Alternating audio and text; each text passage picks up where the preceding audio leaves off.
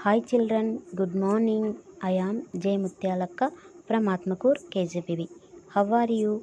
I think all are safe in your homes. Today to discuss third chapter production and employment. So you note down main points in your notebook. Okay? Shall I start? There are three sectors of Indian economy. One, primary sector, secondary sector and service sector. Primary sector is also called as agriculture sector. Some example belongs to this sector: mining, fishing, forestry. And secondary sectors, this is also known as the industry sector. Process of production, factors of result, types of industries. Example of the this sector.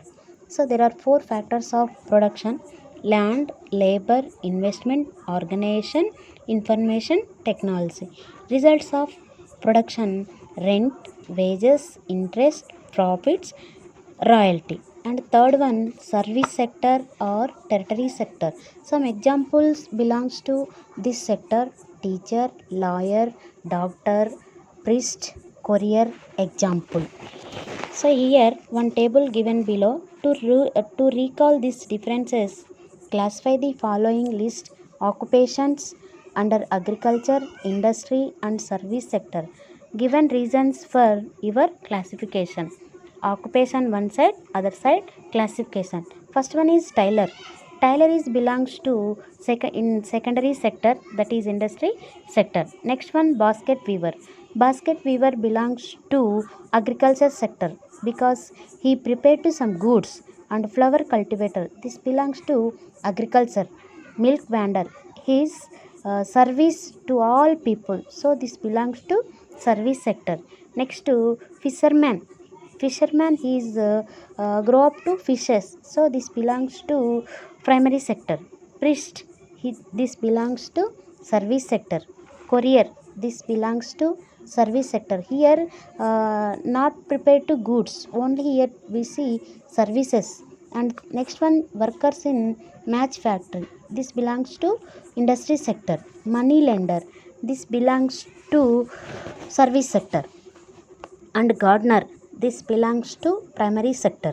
Beekeeper, so this is also belongs to primary sector. Next one, astronaut, this belongs to service sector.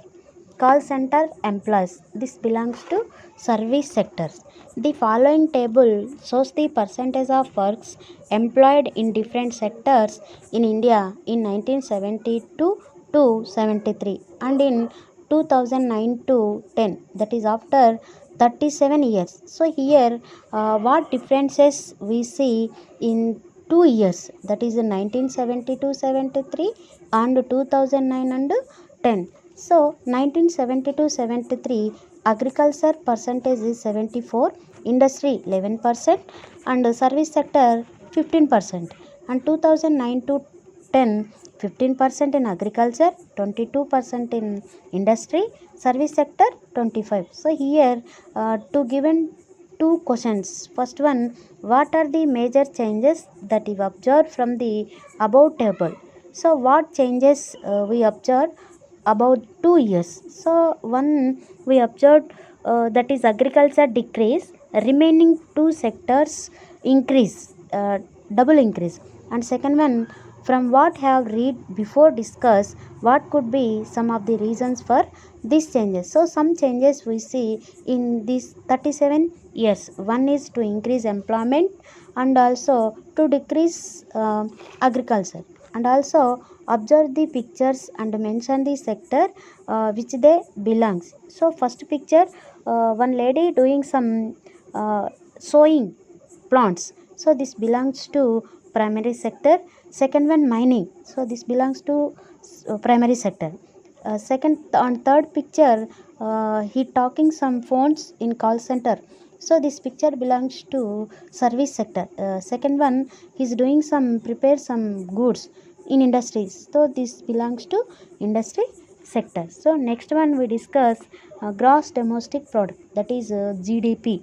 What is mean by GDP? GDP means gross domestic product. This value we use the total value of goods and service produced in the country in the indicator of income for the country. The technical term denote this value is gross domestic product. Students, next we discuss GDP. GDP means gross domestic product, the market value of all final goods and services produced within a country in a given period of time. GDP is equal to C plus I plus G plus NX. C means consumption, I means investment, G means government purchases, N means net exports, that is X minus M. X means exports, M means imports. GDP at current prices or nominal GDP in the year 2020-21 is estimated addition a level of rupees 195.86 trillion as against rupees 203.51 trillion in 2019 to 20, showing a growth rate of minus 3.8. Agriculture sector is estimated to see growth rate of 3% in 2020 to 21. Main points in GDP. GDP can be calculated by adding up all of the money spent by consumers, business and government in a given period. It may also be calculated by adding up all of the money received by all the participants in the economy. The gross domestic product of a nation is an estimate of the total value of all the goods and services it produced during a specific period, usually a quarter or a year. Its greatest use is a point of comparison. Let us to know how to estimate GDP. It is the value of goods and services which are produced within a geographical area within a specific period of time, that is 1 year. Calculation methods. There are four calculation methods in GDP. One, income method, second, expenditure method, and third one, production method, and fourth, gross value added method. First one, income method. Factors of production. GDP at factor cost, land, rent, labor, wages, capital investor profit. GDP at market price. GDP at factors cost is equal to tax minus subsidies. GDP at abstract price. Second method, expenditure method. Consumption by private individuals, investment, government, foreign expenditure. GDP is equal to C plus I plus G plus E minus I. C means consumption, I means investment, G means government expenditure, E means exports, I means investment. Next, third one, consumption method. Individual citizen for their own purpose, they individual invest some money. Example, bread and market, vegetable and market, groceries, clothes, grain. Invest. A person hold some money for a purpose called invest. Example, buy a car. Next one, fourth one, foreign expenditure. Any non-resident Indian started any manufacturing in India, then that person's company GDP included into respective company's place. Example, a person buy a car from America, then that amount included into American GDP. Here I give an example to understand with easy. Consumption is equal to 1 crore rupees. Investment is equal to 2 lakhs 49,529 rupees. Government expenditure is equal to 29 crores 46,329 rupees. Exports is equal to 49 crores 29 lakhs. Investment is equal to 1 crore, 24 lakhs, 39,249 rupees. GDP is equal to 1 crore plus 2,49,529 plus 29 lakhs 46,329 plus 49 crores 29 lakhs minus 1 crore, 24 lakhs, 39,249 is equal to 32 lakhs 95,858 plus 49 crores 29 lakhs minus 1 crore, 24 lakhs, 39,249 is equal to 32 lakhs 95,858 plus 48 lakhs 4,60751.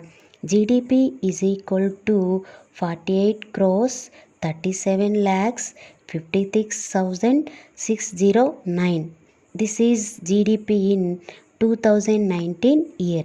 GDP in 2020 is equal to 54 crores 39 lakhs 57,429 rupees. GDP growth rate is equal to present minus past by past.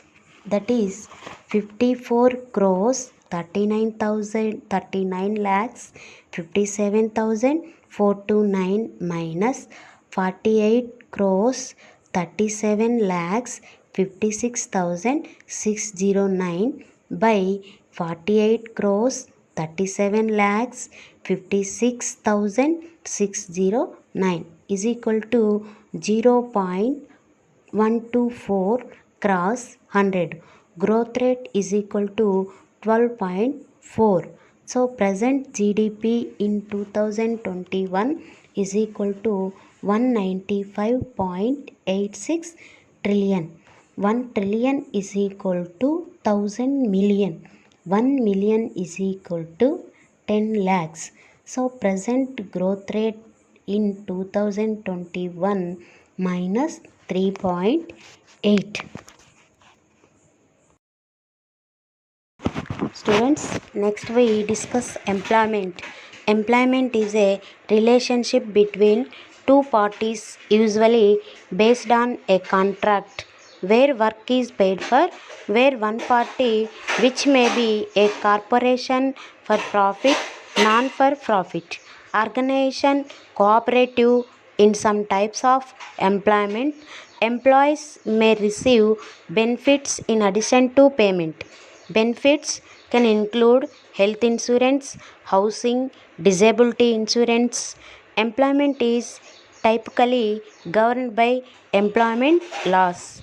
The five main employment types are: one is permanent or fixed term employees, second one casual employees, and third one apprentices or trainees employees, and fourth one employment agency staff, fifth one contractors and subcontractors. Employment, the working of life in India.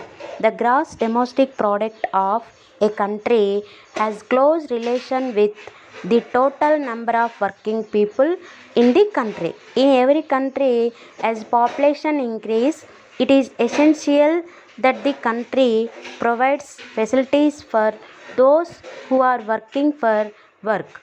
Unless people get jobs to earn, how do they get food and other requirements? According to the census of India 2011, out of 1 billion persons in India, 460 billion people are workers, that is, people engaged in some productive activities. Here given one table following shows some basic fact about workers in India. Distribution of workers in India 2009 to 2010. Agriculture sector, rural and urban 68, rural 18, urban. Male 47, female 69, all workers 53. Next, industry sector, rural in 17, in urban 34, male 34, female 16, total workers 22. Service sector 15 in rural, 58 in urban, male 19, female 15, total workers are all workers 25. So these three sectors working in total 100%.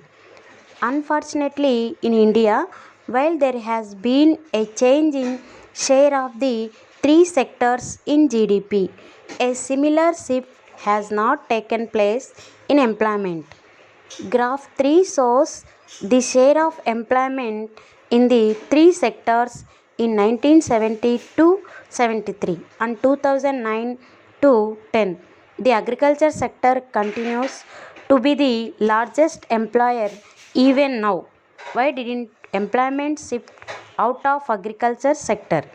It is because not enough jobs were created in the industry and service sectors. Even though production of individual industrial goods went up by more than 9 times during the period, employment went up only by around 3 times. The same applies to service sector. While production rise by more than 14 times, employment rise around 5 times. Next, we discuss organized sector. Organized sector is a sector where terms and conditions of employment are regular as per rules and regulations passed by the government. Employees enjoy the security of employment. In case they work more, they are paid overtime. The employees get paid leaves, provident fund, medical, etc. Main Four main features of the organized sector. First one, employees enjoy the security of employment, and second one, in case they work more, they are paid overtime, and third one, the employees get paid leaves, provident fund, medical, etc. And fourth one, basic health and sanitation facilities are provided to the workers like free medical checkup, clean drinking water, etc. Present in India, only 8% of the workers working in organized sector. Next, unorganized sector.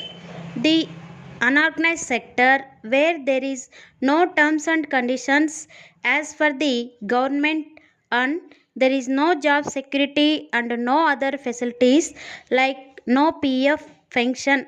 Unorganized sector as consisting of all private enterprises owned by individuals or household engaged in the sale or production of goods and services operated on partnership basis. Present 92% workers working in this sector. Here there is a difference between organized and unorganized sectors employment in India.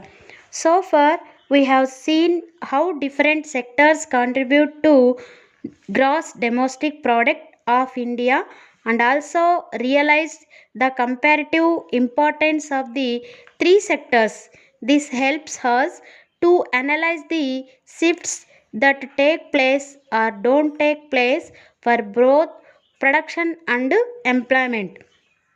For our country, we don't see sustainable shift in employment, and to explore this we use another classification method focusing on the nature of employment. The classification discussed below emphasize the problems of employment and the associated conditions of work even more strictly. Here there are two example, one in organized sector, another in unorganized sector. So we see organized sector. Narasimha works in a government office. He attends his office from 9:30 a.m. to 5:30 p.m. He uses his motorbike to travel from house to office, which is about 5 kilometers. He gets his salary regularly at the end of the every month deposit on his bank account. In addition to the salary, he also gets provident fund as per the rules laid down by the government. He also gets medical and other allowances. Narasimha does not go to office on Sundays. This is a paid leave. When he joined work, he was given an appointment letter starting all the terms of conditions of work. Next, another example we see in unorganized sector. Rajeshwari is working as a construction worker. She goes for work at 7 a.m. and returns home at 7 p.m. She travels about 8 to 10 kilometers daily for work by bus. Construction workers get 1 hour lunch break between 1 p.m. and 2 p.m. She gets work only for 10 to 12 days a month. In the remaining days, she has no work and she does not get any wage. She gets only 150 rupees per day as wages. Mostly she is paid the wages on the spot in the evening. When she works for 3 or 4 days at the same spot, she is paid after the work. She gets more work from February to June. July to January is unseasonal. Rajeshwari is a member of self-help group in her locality. The government pays some compensation if any death or major injury while she is on work. There is no help from government for treatment in accidents while working. She is also part of a group that works under a mason. There are 6 to 10 workers under each mason.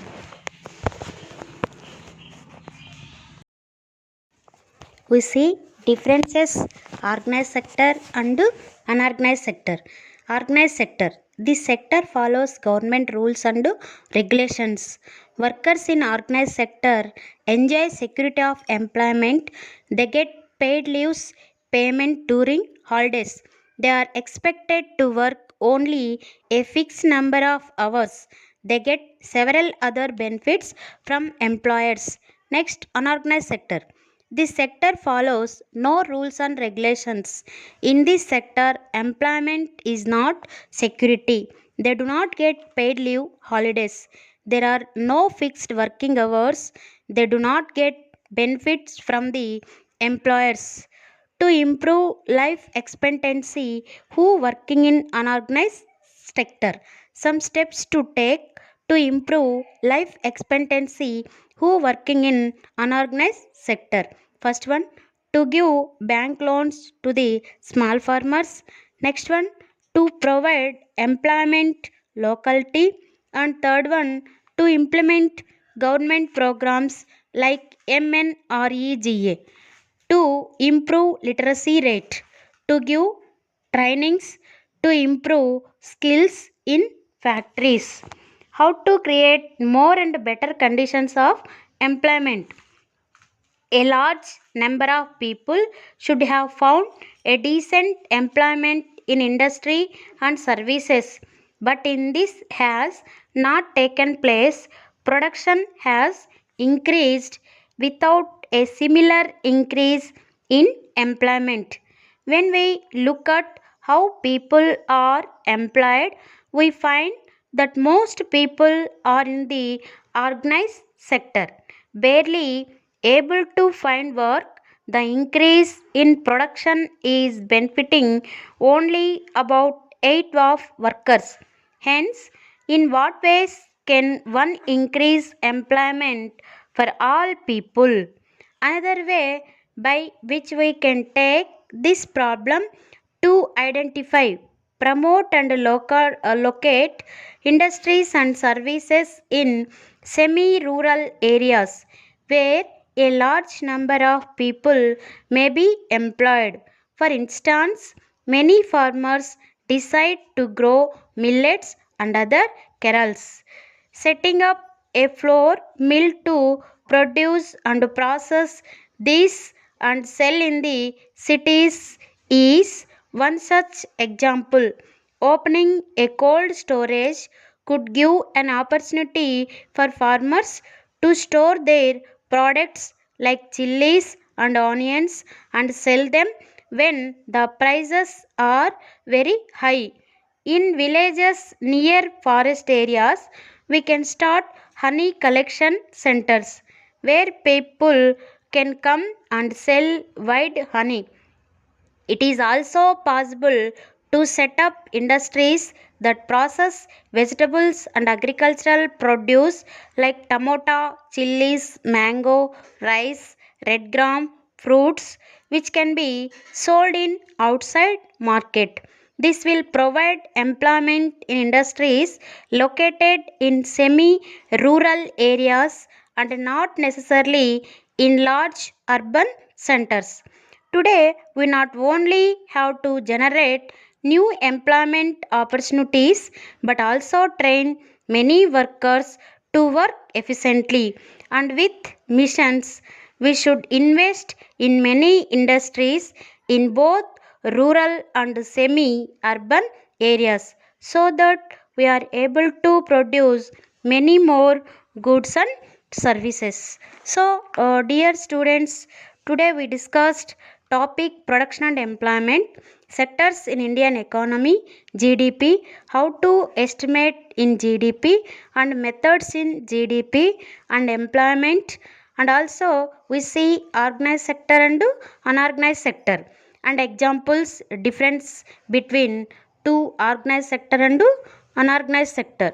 So today your homework, first question, to collect information about how many people working in organized sector and unorganized sector in your village. Next one, what problems they are faced at working place in who are working in unorganized sector. Okay, thank you.